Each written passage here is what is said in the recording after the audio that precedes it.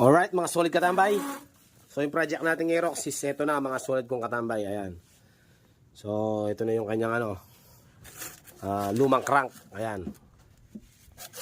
And then mga solid katambay, walang kamatayang Yamaha po to mga solid kong katambay. Ayan no. Yamaha genuine parts. Yamaha na black, piston kit, cam bearing, valve seal, gasket, piston pin, piston and piston ring mga solid kong katambay. Ayan. So ayan. Mga all seal niya, mga solid kong katambay, puro legit Yamaha po yan. Alright, and then dito lang po tayo nagka-problema. Mali po yung naibigay sa atin ni Bossing. Ngayon babalikan natin siya, ipapapalit natin to. Yung po palang strainer at saka spring ng Aerox B1 tsaka version 2, hindi po sila same. So pang version 2 po yan. Babalik na lang natin po yan. Kasi may kukunin pa tayong ibang piyesa doon. Sa ating tropa, mga solid katambay. Ayan. So, ayan po, naikasa na natin yung kanyang panggilid. Alright. Yung kanyang crankshaft. Alright. Crankshaft. Timing chain. And then, ikakasa na natin yung kanyang block. Tapos, maghahasa na tayo ng engine valves. Ay, mali. Pamamasinsya pa pala natin to. Patatanggal natin yung yung pin sa rocker arm. Nag-stack up. Alright. And then, tsaka yung nasirang bearing sa loob. Ayan. Papalitin pa natin yan, mga solid yung katambay. Alright, so konting tiis na lang, matatapos na to. Ginawa natin, priority natin kasi kailangan daw yung may-ari. Kailangan daw ni boss yung kanyang motor. So, yan, inuna natin siya. Balik siya nag-jumper siya ng 3 motor. Yan, ginamper niya yung wave dash, ginamper niya yung sniper doon, tsaka yung NMAX doon. So, yan, nag-iusap naman po sila. Pinagbigyan natin mga solid kong katambay dahil nga kailangan nila gamit sa patungong ospital, mga solid kong katambay. So, sana hindi na tayo bibigyan ng problema nito pagkakasan nito at magiging na siya. All goods. Alright? Let's go mga solid kong katambay. Kasan na natin. Baka ikasa pa ng iba. Inulit ko mga solid kong katambay. Ito yung kanyang crankshaft. Alright?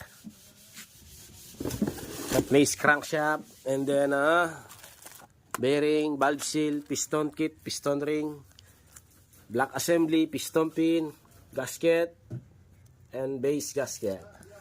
Tsaka yung mga all seal sa pulley, all seal sa magneto. Peace. Let's get it on.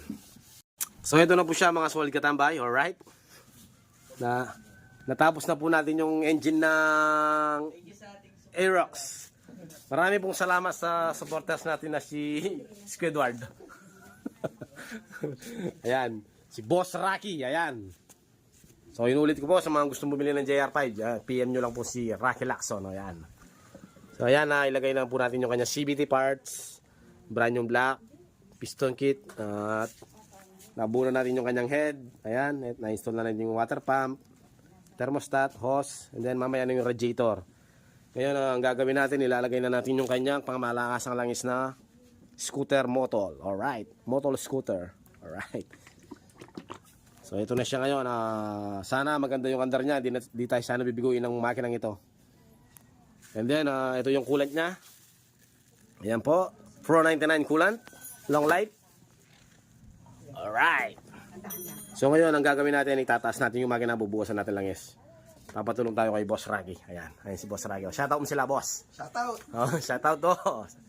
Shoutout daw doon sa sa ilalim ng puting ilaw. Break it down.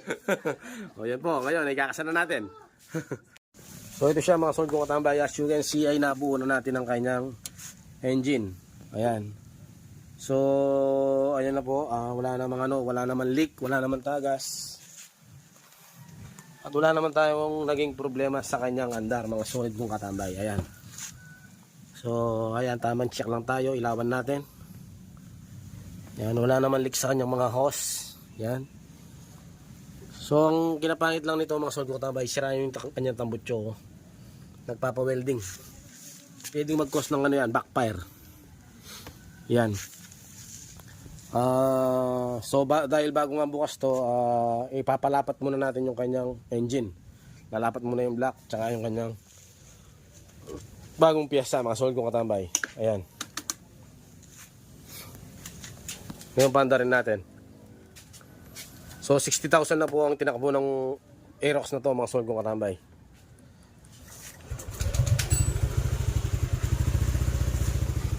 So ito po yung kanyang idle. Ayun po yung kanyang andar. Ngayon takpan natin yung tambutso. Kabila. Alright. So garantisado na po tahimik ang ating trabaho mga sold kong katambay. Tahimik po yung makina ni Boss Madam. Ayan.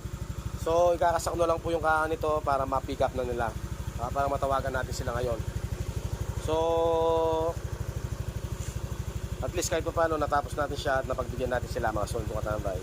So may warranty po to. If ever na magkaroon ng problema sa ginawa natin, may warranty po yan mga sold kong katambay. Ayan. So yun na po siya mga sold kong katambay. Bububuin na natin. Lalagay ko na yung kanyang mga kaha para mabuo na natin yung wave dust na yan mga sold kong katambay. Yan, yung wave dust na yan. Gagawin din natin yan mga sold kong katambay. Pagkatapos ng wave dust na to, sana naman dumating na yung in-order nating parts para dun sa sniper ni Boss J. So shoutout sa iyo Boss J Cruz. Ayan, malapit na yung pyesa mo. Maghihintay lang tayo ng ilang weeks. Kasi upgraded po yung gagawin natin doon sa sniper na yun, mga sold kong katambay. Alright. So ayan, mga sold kong katambay, marami pong salamat at maraming salamat din sa mga walang sawa niyong suporta at pagtitiwala. Gaya po na sinabi ko ay puro Yamaha po ang ating ginamit mga sold kong katambay. Ito, gaya ng kanyang crankshaft, black, piston kit. Ayan. So nandito naman po yung pinagbaklasan ni Bossing. So sa ngayong buwan na to, bali apat na po yung ginagawa natin ganyan. Ayan, ay yung mga pinagbaklasan. So sa mga nagtatanong po kung magkano inaabot ng ganyang klaseng sira at ganyang klaseng gastos, kalimitan po umaabot tayo ng nasa 18,000. Pinakamababa po 18. Ngayon pag umabot po ng may gitbit niyan, may iba pong diferensya gaya na sa ating mga panggilid, sa mga bearing sa torque drive, sa mga transmission bearing ganun. Pero ito po napalitan lang ay